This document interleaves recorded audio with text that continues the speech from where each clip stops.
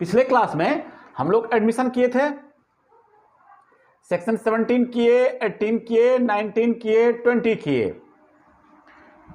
Okay, आज हम लोग 21 कर रहे हैं, सेक्शन 21। सेक्शन 21 क्या कह रहा है, देखिए 21 क्या कह रहा है। हम आप लोग को बताए थे दो तरह का स्टेटमेंट होता है। जब कोई आदमी स्टेटमेंट देता है तो या तो वह सेल्फ सर्विंग स्टेटमेंट होगा या सेल्फ हार्मिंग स्टेटमेंट होगा। यही दो स्टेटमेंट होगा ना। जो भी रिलेवेंट फैक्ट से कोई बात कर रहा होगा, कोई स्टेटमेंट दे रहा होगा, या तो वह सेल्फ सर्विंग होगा या सेल्फ हार्मिंग होगा। क्लियर?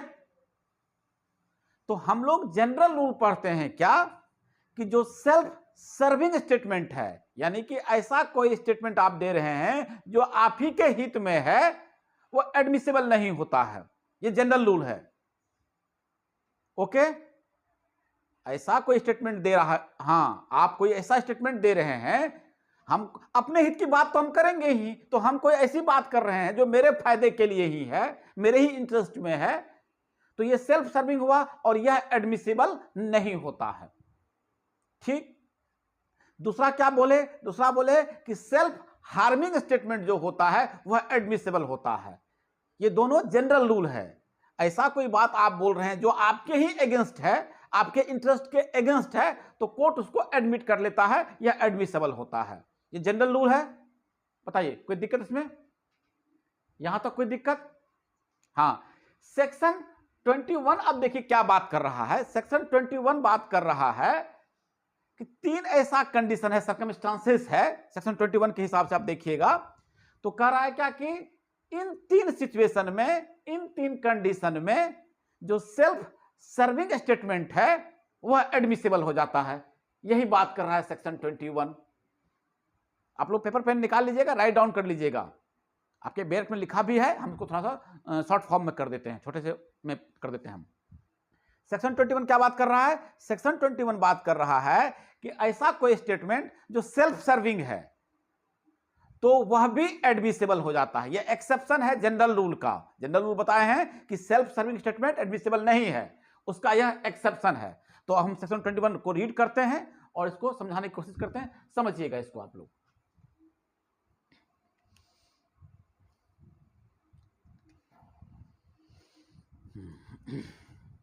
क्वेश्चन देखिएगा, section 21, proof of admissions against person making them and by or on their behalf. Admissions are relevant and may be proved as against the person who makes it or his representative in interest, but they can not be proved by or on behalf of the person who makes them or by his representative in interest except in the following cases. इन तीन conditions में, इन तीन situation को छोड़कर, इन तीन circumstances को छोड़कर self serving statement जो होगा वह जो है एडमिसिबल नहीं होगा। यही सेक्शन 21 कह रहा है। अब पहला लिखिएगा आप लोग, सबसे फर्स्ट देखिए क्या कह रहा है section 21। Section an admission may be proved by or on behalf of the person making it when it is of such a nature that if the person making it were dead it would be relevant as between third person under section 32। 32 में हम लोग क्या पढ़े थे, याद है? 32 में क्या पढ़े थे सेक्शन 32 में? सेक्शन 32 में पढ़े, हाँ, डाइंग डिक्लेरेशन पढ़े थे। तो 32 के 1 में पढ़े थे, ठीक है ना। सेक्शन 32 टोटल उस बारे में बात करता है, ऐसे किसी आदमी को जिसको कि आप कोर्ट में नहीं ला सकते हैं, उसके बारे में बात कर रहे थे हम लोग सेक्शन 32 में। आपका डाइंग डिक्लेरेशन तो सेक्शन 32 के 1 में है ना, 32 के 1 में, हाँ 32 के 1 में है। सेक्शन 32 बात कर रहा है किसी आदमी को अगर कोर्ट में नहीं लाया जा सकता है एज ए विटनेस, तो उसका दे रखा था किसको किसको नहीं ला सकते हैं। तो ऐसे आदमी को नहीं ला सकते हैं जो मर गया है, ऐसे आदमी को नहीं ला सकते हैं जिसका पता अता पता नहीं है। तो वो सब जो सिचुएशन 32 में पढ़े थे उसके बारे में बात कर रहा है।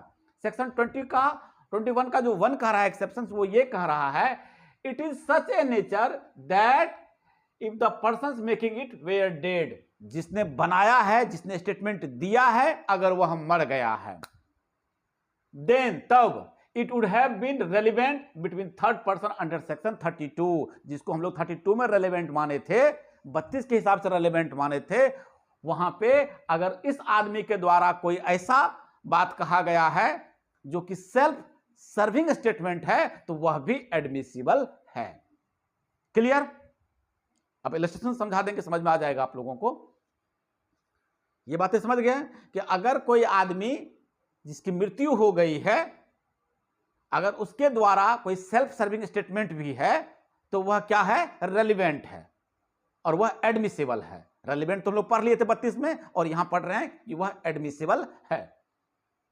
रंजीत, मधु, मनीष, निशा, पना, मौसमी, हाँ ठीक है, बहुत आसान चीज है। देखिए हम एक चीज पढ़ते हैं, समझ लीजिएगा, इलस्ट्रेशन पढ़ते हैं, सुनिएगा इलस्ट्रेशन, बहुत खूबसूरत इलस्ट्रेशन है।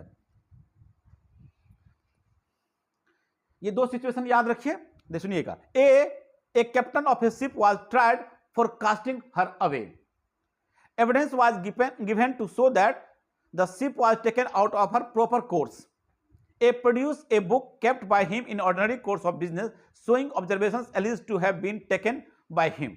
अब देखिए सुनिएगा, अब आपको एक कहानी पर इसी चीज को बता देते हैं, समझ में आ जाएगा। एक कैप्टन है, एक जहाज का कैप्टन है, उस पर यह आरोप लगा कि वह जहाज को, जो जनरल रास्ता है जिस होकर जाना चाहिए जहाज को, उस होकर नहीं ले जाकर किसी और रास्ते से लेकर चला गया। जो रास्ते, जो उसका जनरल, जो क्या कहता है कि वो उसका जो प्रॉपर कोर्स है, जिस होकर उसको जाना चाहिए, उस होकर नहीं, वो किसी और रास्ते से घुमा फिरा कर लेकर जहाज को लेकर चला गया। ये उस पर चार्ज लगा हुआ है किसी शिप के कैप्टन पे। ठीक,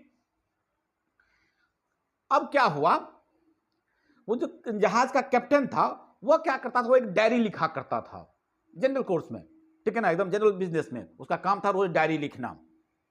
तो वो जो डायरी लिखा था, तो उस डायरी में लिखा हुआ था, लिखता था रोज, जैसे जैसे वो गुजरता था, जो जो करता था जहाज में, सारी बातें उस पर लिखता था वो डायरी में। तो जब डायरी को देखा गया, तो जिस दिन की यह घटना थी जिस पर वो चार्ज किया था, तो वह जहाज को उसी रास्ते से होकर लेकर गया था जिस रास्ते से होकर वो अक्सर ले जाया करता था। यानी वो उस दिन वो पहली बार ऐसी हरकत नहीं किया था, उसका यह रूटीन वर्क था कि वो जहाज को उसी होकर लेकर जाता था। ये डायरी में लिखा हुआ था। ठीक, जो रास्ता था, जो सही रास्ता था, या जिस होकर ले गया था या ले जाता था, उसी रास्ते से ले गया था, वो कोई अलग काम उस दिन नहीं किया था। समझे? कहानी समझ में आ गया? फैक्ट समझ में आ गया? अब ये तो सेल्फ सर्विंग स्टेटमेंट है ना, हाँ या ना? ये तो सेल्फ सर्विंग स्टेटमेंट है कि वो अपने बचाव के लिए लिखा या लिखता था, या वो जनरल कोर्स में लिखता था इसे। बस इतनी सी बात समझ लीजिए, वो जनरल कोर्स में इस तरह की चीजें को लिखता था डायरी में। तो अब ये सेल्फ सर्विंग स्टेटमेंट होने के बावजूद भी एडमिसिबल है।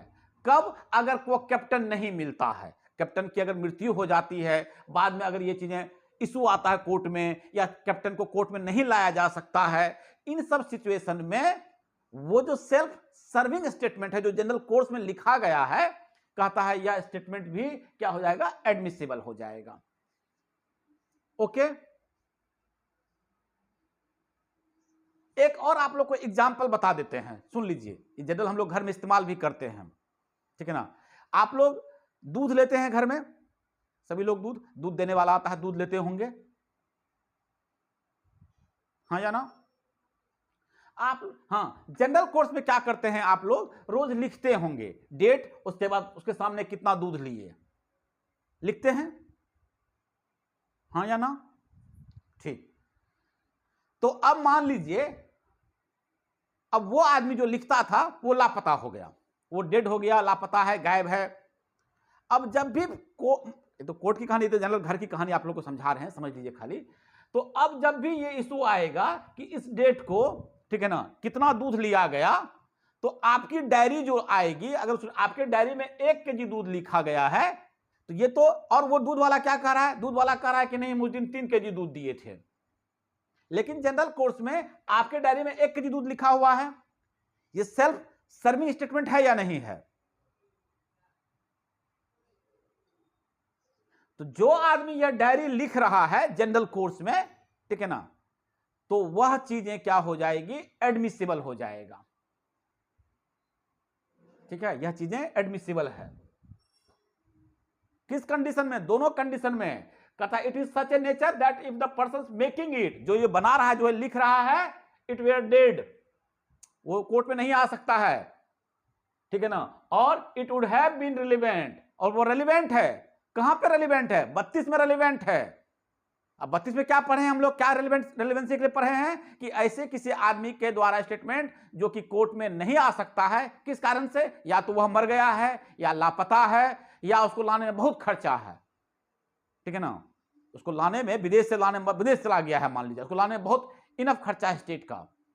तो इस कंडीशन में, ठीक है ना, हम लोग 32 में जिस चीज को रेलेवेंट मानते हैं वह यहां पे क्या हो जाएगा, एडमिसिबल हो जाएगा, सेल्फ सर्विंग स्टेटमेंट होने के बावजूद भी। क्लियर? क्लियर? हां, अब आप लोग अगर इसको लिखना चाहें, ठीक है ना, तो आप लोग इसको लिख सकते हैं कि डाइंग डिक्लेरेशन के अंदर 32 में है, ठीक है ना, वहां ये रेलेवेंट है। When it self serving statement is such a nature that a person making it were dead, it would be relevant as between third person, यानी कि dying declaration, वहां भी ये चीज रेलेवेंट है। सेक्शन 21 का 1 जो है यही कह रहा है। 22 के 2 में आ जाइए। इसका एक इलस्ट्रेशन और होना चाहिए, सी भी इसी के अंदर आता होगा, आई थिंक सो। इसका इलस्ट्रेशन सी देखिएगा क्या है, एक मिनट जाइए। हाँ, अच्छा, हम सब इलस्ट्रेशन पढ़ देंगे। अब आइए दूसरा देख लीजिए। सेकंड कह रहा है when it relates to any state of mind or body and is accompanied by conduct rendering its falsehood improbable. Second number आइए जाएगा। दूसरा जो एक्सेप्शन है वो देख लीजिएगा, हम उसको राइट डाउन कर देते हैं, इसको लिख लीजिए आप लोग कहीं पे। ये बड़ा मेंस का बहुत अच्छा क्वेश्चन है। सेक्शन 20 बहुत अच्छा लीडिंग मतलब सेक्शंस भी हैं और बहुत इंपॉर्टेंट सेक्शन भी है आपके जुडिशरी के लिए। क्या क्या सेक्शन 21 का 2 नंबर एक्सेप्शन, सेक्शन 21 का, हाँ 21 ही इंपॉर्टेंट है। तो 3 एक्सेप्शन है ना। पहला एक्सेप्शन यही है कि वह स्टेटमेंट जो 32 के अंदर रेलेवेंट है, ठीक है ना, 32 के अंदर रेलेवेंट है, तो हम लोग अगर वहां भी ये सेल्फ सर्विंग स्टेटमेंट भी है तो वह भी एडमिशन के अंदर आ जाएगा, वह भी एडमिसेबल है कोर्ट में। सेक्शन 21 का 2 क्या कह रहा है? 21 का 2 कह रहा है कि अगर आपका admission in the form of statement है, सबसे पहला चीज सुन लीजिएगा, admission is in form of A statement, वो स्टेटमेंट के फॉर्म में है। स्टेटमेंट इज अबाउट, और स्टेटमेंट जो दिया गया है is existence of any state of mind or body, वह किसी state of mind or body से रिलेटेड है, उसके साथ एग्जिस्टेंस में है। Such statement was made at A time when the state of mind or body about which is stating actually existed, और statement was accompanied by conduct rendering its falsehood improbable. अब देखिए इसको illustration समझाते हैं, समझिएगा इस चीज को। आपके बैरक में लिखा हुआ जो चीज पढ़े अभी हम, इसका इलस्ट्रेशन समझ लीजिए आप लोग, तो समझ में आ जाएगा। मान लीजिए आपका इलस्ट्रेशन पढ़ रहे हैं हम, A is accused of stolen goods knowing them to be stolen। अब ध्यान समझिएगा, ए पे क्या आरोप लगा है? ए पे आरोप लगा है कि तुम्हारे पास जो यह संपत्ति है, तुम्हारे पास जो यह चीज है, यह स्टोलन प्रॉपर्टी है, किसी से चुराई गई है, ठीक है ना। तो या तो तुम चोरी किए हो या तुम खरीदे होगे, दो ही बातें हैं। ए के पास कोई चीज है, एक घड़ी है मान लीजिए ए के पास, और उस पर ये चार्ज है, उसको एक्यूज बनाया गया है उस घड़ी के लिए कि तुम्हारे पास जो ये घड़ी है ना, ये चुराई हुई घड़ी है, ठीक है ना, और ये तुम जानते हुए अपने पास रखे हो कि यह चुराई हुई है। यही कहानी इसका जो है फैक्ट है, ठीक है। तो अब कहता है he offers to prove that he refuse to sell them below their value, ठीक है ना। अब समझिएगा इस चीज को। मान लीजिए कि मेरे पास कोई चीज चुराई हुई है और हमको पता है कि यह चुराई हुई चीज है, तो क्या हम उसको एग्जैक्ट वैल्यू पर बेचेंगे? बताइए जरा आप लोग आज तक भी देखें इस चीज को कि अगर हम किसी का बाइक, चुराया हुआ बाइक मेरे पास है अगर किसी को, तो क्या करेंगे? जितना शोरूम में दाम होगा उतना ही दाम में बेचेंगे उसको, हम कम में बेचेंगे? ठीक है ना। तो अब समझिएगा, यही चीज समझाने की कोशिश कर रहा है वो, सेल्फ सर्विंग स्टेटमेंट कैसे यहां पे एडमिसिबल हो जाता है, यही चीज समझाने की कोशिश कर रहा है। क्या? तो ये कहता है, ये जो एविडेंस देता है, जब उस पर यह आरोप लगा कि तुम्हारे पास जो यह प्रॉपर्टी है, या जो घड़ी है, या जो मोबाइल है, जो भी चीजें हैं, यह स्टोलन प्रॉपर्टी है, और ठीक है ना, तुम जानते हुए तुम्हारे पास है, यह तुम जानते हो क्या है, तब भी तुम इसको रखे हुए हो। तो यह एविडेंस देता है कि उसको ऑफर किया गया था इसको बेचने के लिए, लेकिन हम इसको जो मेरा एग्जैक्ट वैल्यू है उससे कम में बेचने से मना कर दिए। क्या कर दिए? इसका जो एग्जैक्ट वैल्यू है, मान लो कि एक दुकानदार है, ए मान लो कि एक दुकानदार या कोई चीज बेचता है, ऐसे समझ लो बात को, तो वह उसके कम प्राइस से बेचने से वह मना कर दिया। ही रिफ्यूज, लिखा हुआ he offers to prove that he refuse to sell them below their value, value से कम कीमत पर बेचने से मना कर दिया। तो यह सेल्फ सर्विंग स्टेटमेंट है, लेकिन फिर भी यह एडमिसिबल है, क्योंकि यह जो स्टेटमेंट है यह बता रहा है कि यह चोरी की चीज नहीं है। बात समझ रहे हैं तुम? हाँ, ऐसे समझ लो ना बात को तुम लोग, हम लोग घर में भी यूज करते हैं। कोई चीज मेरे पास आया, एकदम एग्जैक्ट मेरे पास वो सामान अपनी है, खुद की है, ठीक है ना, और वो एकदम बिल्कुल फ्रेश है, तो हम ऑब्वियस सी बात है कि इसकी कम वैल्यू पर आपको नहीं बेचेंगे। अगर मेरी मोबाइल की दुकान है और तुम मेरे पास आओगे और एक मोबाइल लोगे, तो जो प्राइस रहेगा वही ना तुमसे लेंगे हम, ठीक है। लेकिन आप लोग दिल्ली से वगैरह सब में सुने होंगे, चोर बाजार होता है, एक दुकान में चोरी की चीजें बिकती है, तो वह कम वैल्यू पर बेचता है कि नहीं बेचता है? आपको बोलिए। हाँ, यही चीज समझाने की कोशिश कर रहा है कि अगर कोई ऐसा कंडक्ट, लिखा क्या क्या चीज है, ठीक है ना, कंडक्ट, हाँ ये कंडक्ट है ना, कोई चीज, क्या क्या चीज कह रहा है? कह रहा है क्या कि such statement was made at the time when the state of mind or body about which it is stating actually existed, ठीक है ना। उसके बाद कह रहा है कि स्टेट ऑफ माइंड, बॉडी, ठीक है। अच्छा, एक और एग्जांपल देते हैं, आपको समझ में आ जाएगा सेल्फ सर्विंग स्टेटमेंट का। स्टेट ऑफ माइंड से एक एग्जांपल आप लोग को दे देते हैं। मान लीजिए किसी आदमी को चोट लग गया, ठीक है ना, आपको किसी चीज से चोट लग गया और आप बहुत तकलीफ में हैं, आपको कोई गाड़ी वाला ठोक दिया या कुछ भी इस तरह की चीजें, तो क्या आप जो उस वक्त बोलेंगे, ठीक है ना, उस बोलने में झूठ का कितना प्रतिशत होगा, ये बता दो जरा हमको। अगर उस वक्त आप बहुत तकलीफ में हैं, हम आपसे पूछेंगे कि बताओ ये तुमको चोट कैसे लगा, तो बोलोगे ना, अरे नहीं नहीं कोई बात नहीं, वो गलती से लग गया, उसकी कोई गलती नहीं है, गलती से लग गया, ऐसा बोलोगे? या बोलोगे कि उसने जानबूझकर मुझे धक्का मारा? यही तो बात ना बोलोगे, क्योंकि आपका स्टेट ऑफ माइंड क्या है, आप बहुत तकलीफ में हैं, ऐसा नहीं कि आप बहुत प्लानिंग कर रहे हैं, समझ रहे हैं। तो उस वक्त उस स्टेट ऑफ माइंड के कंडीशन में, ठीक है ना, आप जो स्टेटमेंट देते हैं तो वो सेल्फ सर्विंग होते हुए भी क्या हो जाएगा, एडमिसिबल हो जाएगा। क्लियर? इस बात को समझ गए सभी लोग कि आप जब जिस वक्त, आवाज म्यूट कर लीजिएगा, आप जिस वक्त जो स्टेटमेंट दे रहे हैं उस वक्त का जो स्टेट ऑफ माइंड है, ठीक है ना, यह अगर उस तरीके का है तो आपको यह कहा जाएगा कि अगर आपका सेल्फ सर्विंग स्टेटमेंट भी है तो वह एडमिसिबल हो जाएगा। जैसे कि हम लोग इसको 32 में भी पढ़ के देखे हैं हम लोग कि मरने वाला आदमी झूठ नहीं बोलता है, ठीक है ना। तो एक ऐसे ही समझ लो कि अगर आप बहुत तकलीफ में पीड़ा है तो उस वक्त आप प्लानिंग करके कुछ नहीं बोलेंगे, जो एग्जैक्ट आपके मतलब रहेगा वो चीजें आप बोलेंगे। तो ये स्टेट ऑफ माइंड का है कि सेल्फ सर्विंग स्टेटमेंट भी वो एडमिसिबल हो जाता है। Clear? Next, third number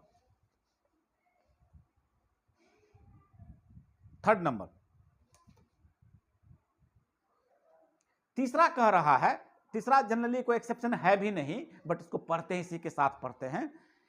if it is relevant otherwise then as an admission, यानी कि ये एडमिशन वाला चैप्टर जो है उसको छोड़ के और अगर कहीं पर रेलिवेंट है, हम लोग इतना चैप्टर पढ़ेंगे, इतना भी टॉपिक पढ़ेंगे एविडेंस में, अगर वह किसी और टॉपिक में जाकर कहीं पर रेलिवेंट होगा एडमिशन वाला चैप्टर को छोड़ के एडमिशन में क्या क्या रेलिवेंट है हम लोग पढ़ ही लिए हैं, क्या क्या एडमिसेबल है वो पढ़ ही लिए हैं। तो कह रहा है कि एडमिशन वाला कहता है कि it is if it is relevant, अगर वह कहीं रेलिवेंट होगा, otherwise then as an admission, admission को छोड़ के कहीं और अगर वह रेलिवेंट होगा तो यह वहां भी यहां भी रेलिवेंट हो जाएगा और एडमिसिबल हो जाएगा। जैसे हम लोग पढ़ेंगे रेस जस्टे, पढ़े नहीं है अभी हम लोग, इसको हम लोग अगले क्लास में करेंगे सेक्शन 6 में, ठीक है, रेस जस्टे, इसको हम लोग नेक्स्ट क्लास में करेंगे। तो जो चीजें रेस जस्टे में रेलिवेंट हो जाएगा वह यहां भी एडमिसिबल हो जाएगा। क्लियर? बताइए यहां तक कोई दिक्कत किसी को? सेक्शन 21 में कोई प्रॉब्लम? ठीक है, सेक्शन 21 में और कुछ है भी नहीं। अब एक दो हम क्या कहते हैं, इसका इलस्ट्रेशन है, बहुत इंपॉर्टेंट इलस्ट्रेशन है। आप लोग इंडियन एविडेंस एक्ट का एक एक इलस्ट्रेशन पढ़िएगा, हम आप लोग को बार बार बोल रहे हैं, इलस्ट्रेशन ही उठा के रख देगा एग्जाम में, पीटी में भी और मेंस में भी। एविडेंस की सबसे बड़ी खासियत यही है कि आपको जब तक इलस्ट्रेशन नहीं रहेगा ना, आप चीजों को समझ भी नहीं पाएंगे, वो लगेगा बड़ा कितना टफ चीज बोल रहा है, लेकिन जैसे इलस्ट्रेशन लिख देगा आप आराम से समझ जाइएगा क्या बोलना चाहता है वो। ठीक है, तो हो सकता है एग्जाम में, हो सकता नहीं, 99% ये केसेस मामले आते हैं कि आपको इलस्ट्रेशन ही उठा कर रख देगा और वो पूछेगा कि बताइए किस सेक्शन से रिलेवेंट है, या आपको एक सेक्शन दे देगा, एक इलस्ट्रेशन दे देगा, कहेगा इसको एलोबरेट कीजिए। जैसे अभी एक शिप वाला हम पढ़े थे, जहाज के कैप्टन वाला पढ़े थे, वही रख देगा आपको, कहेगा इसको एलोबरेट कीजिए, एक्सप्लेन कीजिए। तो जितनी बातें अभी समझाए हैं 21 में कि सेल्फ स्टेटमेंट जो होगा वो सेल्फ सर्विंग होगा तो क्या कहते हैं वो एडमिसेबल नहीं होगा, लेकिन सेल्फ हार्मिंग होगा तो वह एडमिसेबल होगा, यह जनरल रूल है। बट एक्सेप्शंस हैं जो 21 के अंदर है, तो वो सब चीजें इस तरह से एलोबरेट करते हैं उसको। ओके, तो जब हम लोग लिखना सीखेंगे तो वहां इसको लिखना सीखेंगे हम लोग।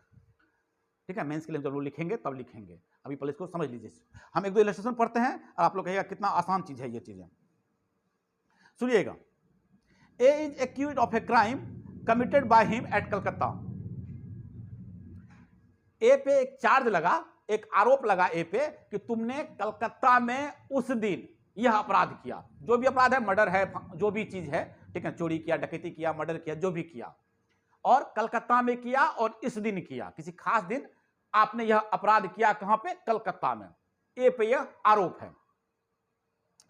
ही produces a letter written by himself and dated at Lahore on that day and bearing the Lahore postmark of the day, ठीक है ना, the statement in the date of the letter is admissible because if A were dead it would be admissible under section 32 clause 2।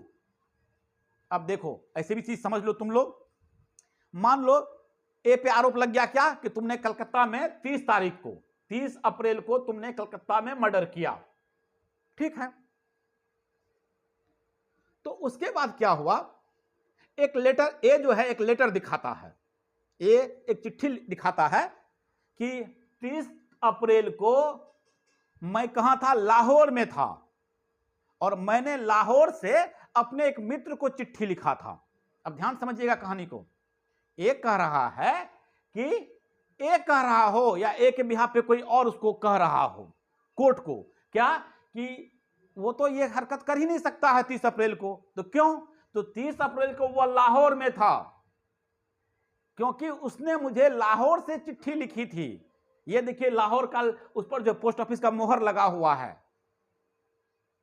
ठीक है ना, जिसको वो चिट्ठी लिखा वही कोर्ट में आ गया, और वो ये कह रहा है कि वो जो मेरा मित्र है ए, वो तो ये मर्डर कर ही नहीं सकता है। तो क्यों नहीं कर सकता है? क्योंकि वो उस दिन लाहौर में था। ये देखिए उसने मुझे लाहौर से चिट्ठी लिखा था, और ये चिट्ठी पर देखिए 30 का डेट है और 30 का मोहर लगा हुआ है लाहौर के पोस्ट ऑफिस का। अब बताइए एडमिसिबल होगा कि नहीं होगा? बताइए। ये हो जाएगा, बिल्कुल होगा। यह सेल्फ सर्विंग स्टेटमेंट होने के बावजूद भी यह एडमिसिबल है। सेल्फ हार्मिंग तो नहीं है, सेल्फ सर्विंग है, तो यह एडमिसिबल है। इलेक्शन समझ में आ गया? ये कोई दिक्कत में किसी को? मधु, मधु, निशा, मनीष, मनीषा, अर्पणा, मौसमी, बाकी सारे बच्चे क्लियर है? Very good. चलिए, इस तरह से आप लोगों को एक एक इलस्ट्रेशन पढ़ना है। हम इलस्ट्रेशन छोड़ भी देंगे अगर आप, तो आपको पढ़ना है इलस्ट्रेशन को, और इलस्ट्रेशन को प्रिपेयर करके दिमाग में बिठा लेना है हमको कि ये इलस्ट्रेशन किस सेक्शन से रिलेवेंट करेगा, क्योंकि वहां